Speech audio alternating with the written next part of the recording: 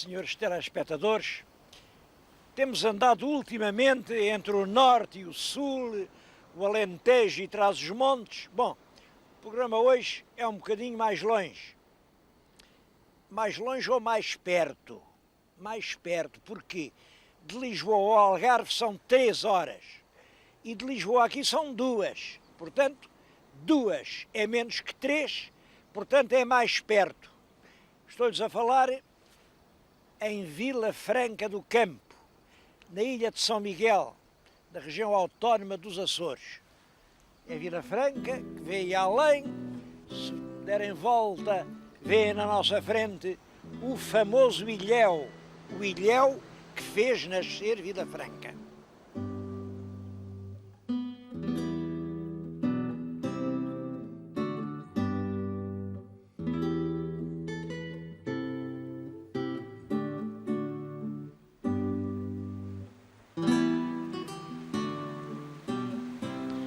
A história era esta: a ocupação humana dos Açores começa na ilha de Santa Maria. Penso que no reinado do rei Dom Duarte. Bom, mas Santa Maria tinha bons campos, tinha e tem bons campos de lavoura. O que não tem é um porto seguro, onde os navios possam aguentar a força das invernadas. Não tem. Bom, estiveram lá há algum tempo com Gonçalo Velho e ao longe, muito ao longe, via-se o dorso azulado de uma ilha grande. Bom, puseram-lhe logo nome. Aquela é a ilha de São Miguel. Quem pôs o nome foi o infante Dom Pedro. São Miguel. E mandaram ocupar São Miguel. Lá vieram, atravessaram o mar, instalaram-se na povoação. A primeira terra habitada é a povoação, mas a povoação tinha o mesmo problema, não tinha um porto. Eles vinham nos navios, nos primeiros anos até viviam nos navios.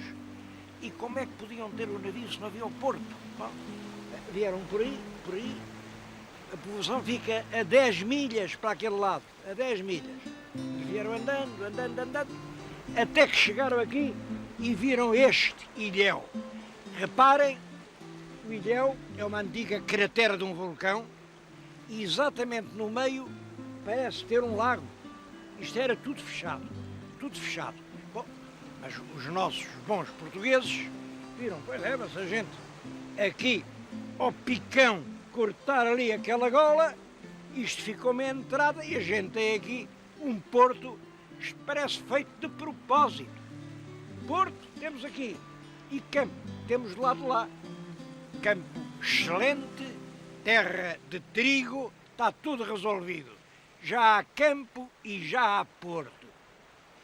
E é assim que nasce Vila Franca do Campo, destinada a ser a capital da ilha de São Miguel. Por isso, por onde eles começam, é por fazer uma grande igreja em honra do São Miguel. Devo dizer que as aparências iludem, porque este porto, como porto, vale pouco. Na maré alta pode ter 2 ou 3 metros, mas na maré baixa chega a ter meio metro. Se olharem bem, vêem-se ali as pontas das rochas. Isto, como ancoradouro, não valia grande coisa. Os navios até começaram a ficar do outro lado, fora do ilhéu. Dizem-me os jovens que aqui fazem desporto que daquele lado há imensas âncoras antigas. Os navios era ali que se abrigavam da força do temporal, mas é claro, bastava uma ponta mais violenta de vento, quebravam as amarras e lá iam os navios à deriva.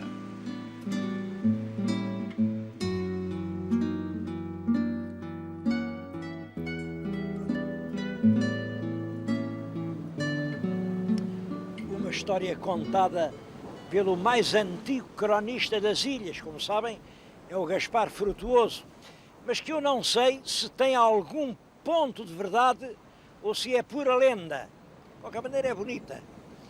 Diz que quando os primeiros portugueses chegaram aqui, ouviam, vindos do centro da terra, vozes terríveis, eram rumores, grandes roncos. Bom, e eles ouviam O que eles ouviam era isto que nós estamos a ouvir. Mas traduziam. Olha lá, lá estão os demónios a dizer: esta terra é nossa, nossa é. Esta terra é nossa, nossa é. Bom, cheios de medo, isto era a terra do demónio, pediram aos padres que os acompanhavam que viessem então com os hisopes, com a cruz alçada, com as caldeirinhas de água benta e com muitos conjuros, e pediram ao demónio que se fosse embora. E o demónio foi, a prova é que nunca mais apareceu aqui.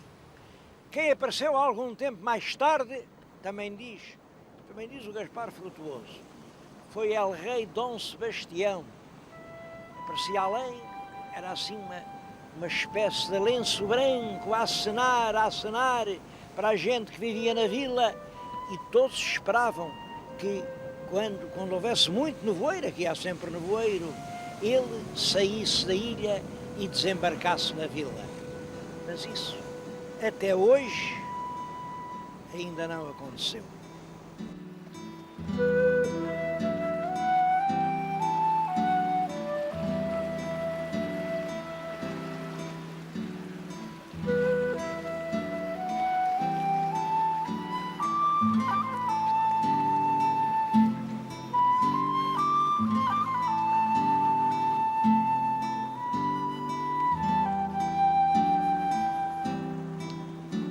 Foi aqui no Ilhéu que se instalaram os primeiros povoadores.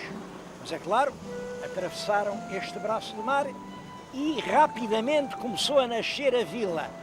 Eu acho que estão a ver ali na minha frente uma praia, uma pequena praia, é a Praia do Corpo Santo. Hoje chamam-lhe a Praia do São Pedro Gonçalves, é tudo a mesma coisa. O Corpo Santo é aquela luz que se vê brilhar nas gáveas dos navios, quando há grandes temporais, e a eletricidade eletrostática faz brilhar pequenas luzes. Isso é o Santo Telmo, é o Corpo Santo, ou o São Pedro Gonçalves Telmo. Na praia de pescadores, à volta vai nascendo a vila, e entre os anos de 1444 e 1522, portanto cerca de 80 anos, a vila torna-se realmente numa belíssima povoação.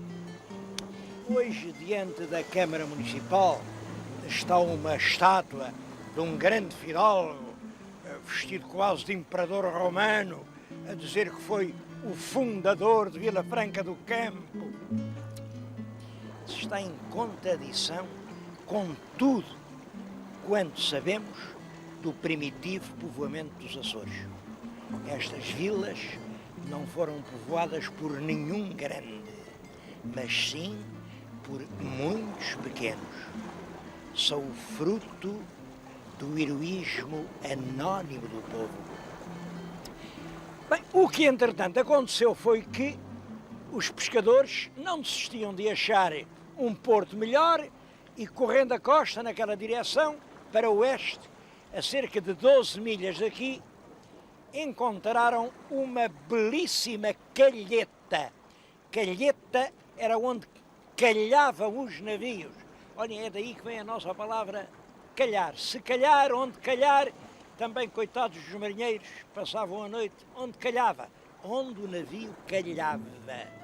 Bom, a calheta, que ficava ali junto de uma ponta baixa de rochas, uma ponta delgada, a calheta tinha mais condições do que o Ilhéu, porque tinha fundo para os navios, não tinha rochedos, os caminhos podiam levar os carros carregados com sacas de trigo até mesmo junto do costado das embarcações, e passou a ser de lá, da calheta de Ponta Delgada, que se fazia a exportação do trigo, quer para o reino, quer para as praças africanas.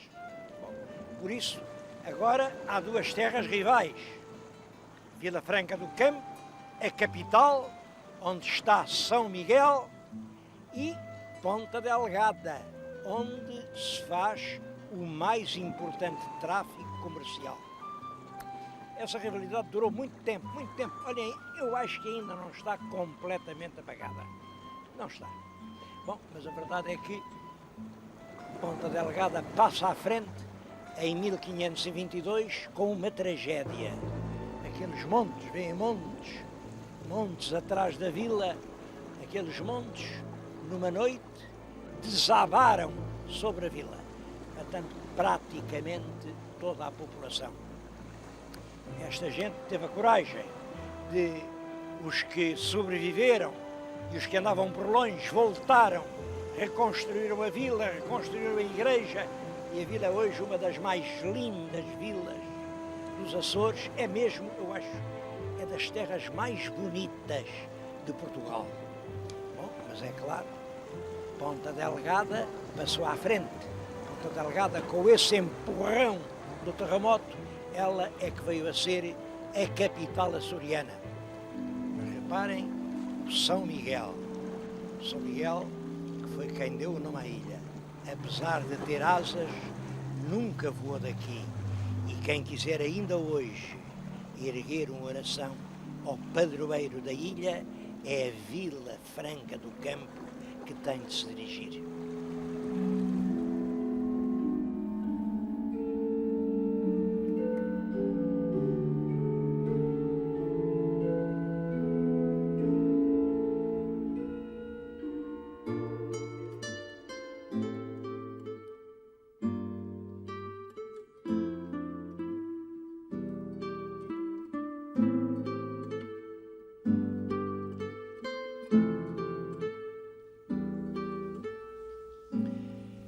Outro monumento que merece visita, o Convento de São Francisco. Bem, o povo chama-lhe simplesmente o Convento dos Frades, porque quando começou o povoamento eram eles os únicos frades, os franciscanos.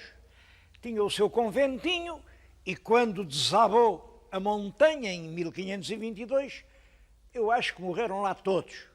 Eu sei que morreram 19 e não deviam ser mais do que isso. Morreu tudo. Bom, mas resolveram logo no ano seguinte, em 23, já estavam a pensar em pôr outra vez o convento em pé.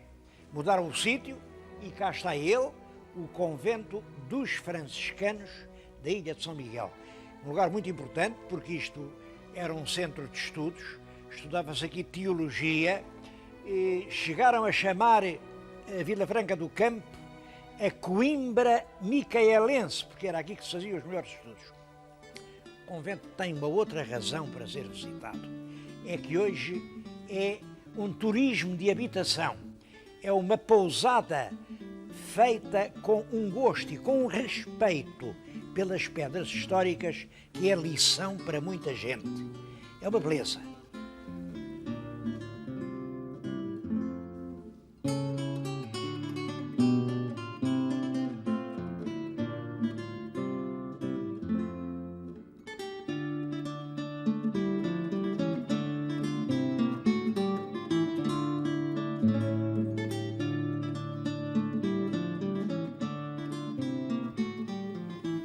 Vila Franca do Campo também tem um museu municipal.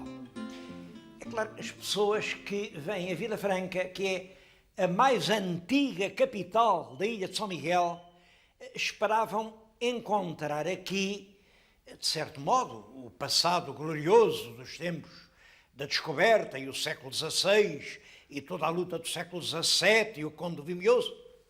Não há nada disso. Não há nada disso. É um museu etnográfico, um museu fundamentalmente do século XIX, mas isso também tem uma explicação. É que tudo quanto havia aqui de antigo foi levado.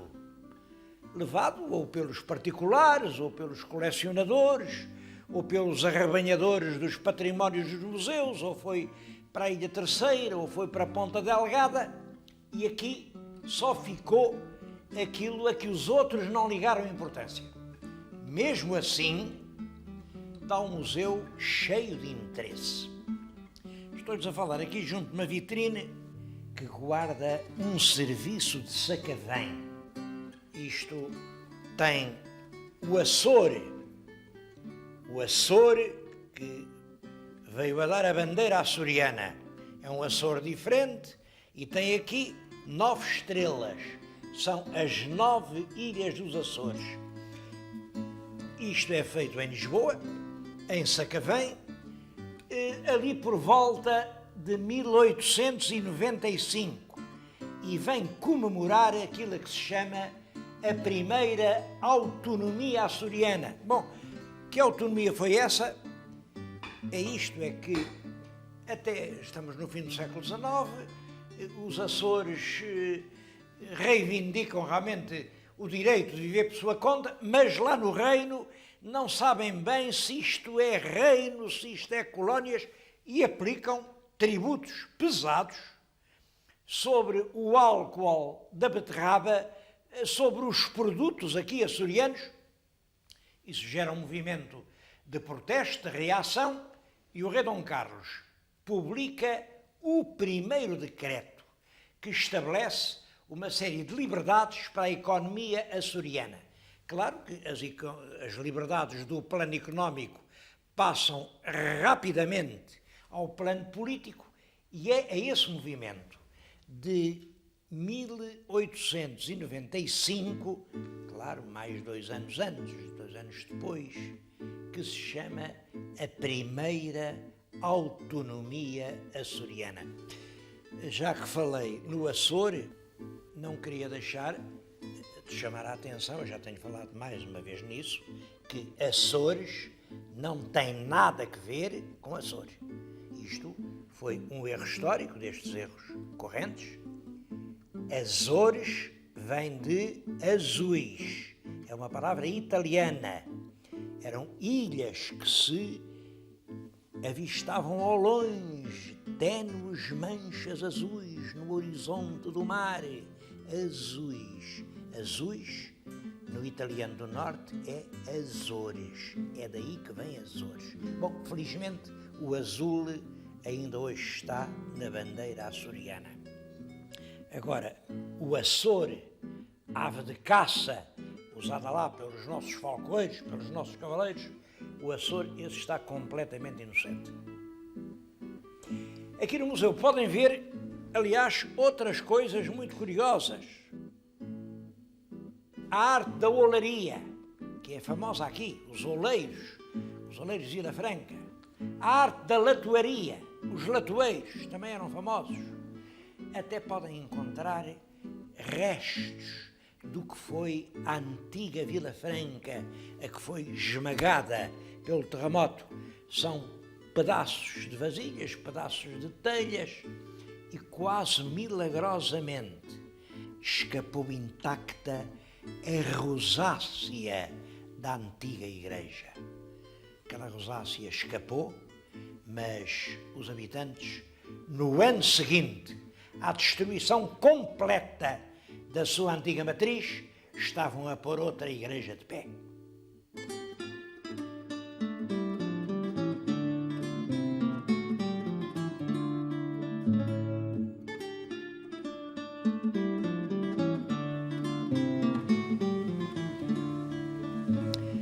O Ilhéu era um porto natural e, portanto, os moradores pensaram: bom, porto já temos, quem tem porto faz a cidade.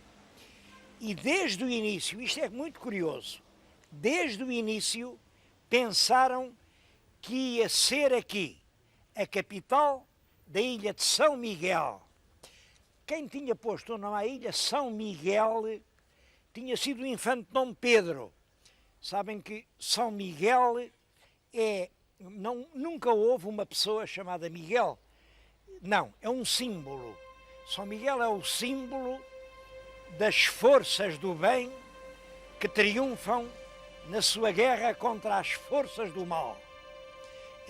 Tinha sido Lúcifer que tinha dito que não obedecia lá ao Messias prometido, e então vem o arcanjo São Miguel, travam a grande batalha e o bem triunfou sobre o mal. Isso é o que quer dizer São Miguel, e era isso que queria dizer o infante Dom Pedro. O infante Dom Pedro, como sabem, lutou pelo poder, adotou como seu patrono São Miguel. Consagrou a São Miguel, por exemplo, a sua vila de Aveiro, A igreja de Aveiro era de São Miguel, olhem, foi destruída depois de triunfar o Dom Pedro, porque o Dom Pedro não queria nada que fizesse lembrar o Dom Miguel. Mas esta igreja escapou. E o que acontece é que eles aqui começaram logo a fazer uma vila, a vila capital da ilha e, portanto, a vila com uma igreja ao São Miguel. A igreja ficou feita, estava completa, quando, no ano de 1522, esta data é muito importante aqui, em 1522, há um terrível cataclismo. Duas enormes montanhas que ficavam para além, moveram-se sobre si próprias e caíram sobre a vila nascente. Bom, disso foi uma coisa súbita. Morreram 4.000 pessoas, 5.000 pessoas de vida. Olha, morreu praticamente toda a gente que aqui morava. E a igreja que eles tinham feito, a igreja de São Miguel e o velho São Miguel, ficaram sepultos sobre a imensa quantidade de terras e de pedra. E aí os habitantes da vila disseram: bom, a igreja perdeu-se, vamos fazer outra. E num sítio pouco desviado, aqui, fizeram outra igreja do São Miguel, com o mesmo tamanho, com a mesma fachada. Isto foi feito depois de 1522, aliás, sabemos perfeitamente, começou a ser feito em 1535. Ainda hoje lá está o sino oferecido por El Rei Dom João III, é o mesmo, que desde então dá as horas, marca os funerais, marca a vida desta povoação. Simplesmente a Igreja Nova, em 1563, veio o grande vulcão da Lagoa do Fogo, é uma coisa terrível. O vulcão jorrou rios de lava, voltaram a cair sobre a igreja ficou completamente destruída e os habitantes novamente, com a mesma traça, com as mesmas dimensões, a puseram de pé. Mas em 1630, já estamos em 1630, agora é domínio filipino, vem o grande vulcão das Furnas. É outra vez uma catástrofe tudo isto. Isto ficou outra vez um monte de escombros. E ao longo do século XVII, mais uma vez os moradores puseram em pé a sua igreja com esta traça, como vêem, é uma traça que lembra o tempo gótico, que lembra o tempo da fundação. Eu, quando venho aqui, diante da igreja de São Miguel, capital espiritual da ilha de São Miguel, emociono-me com esta lição de fidelidade às raízes, com esta lição de perseverança, com esta lição de coragem.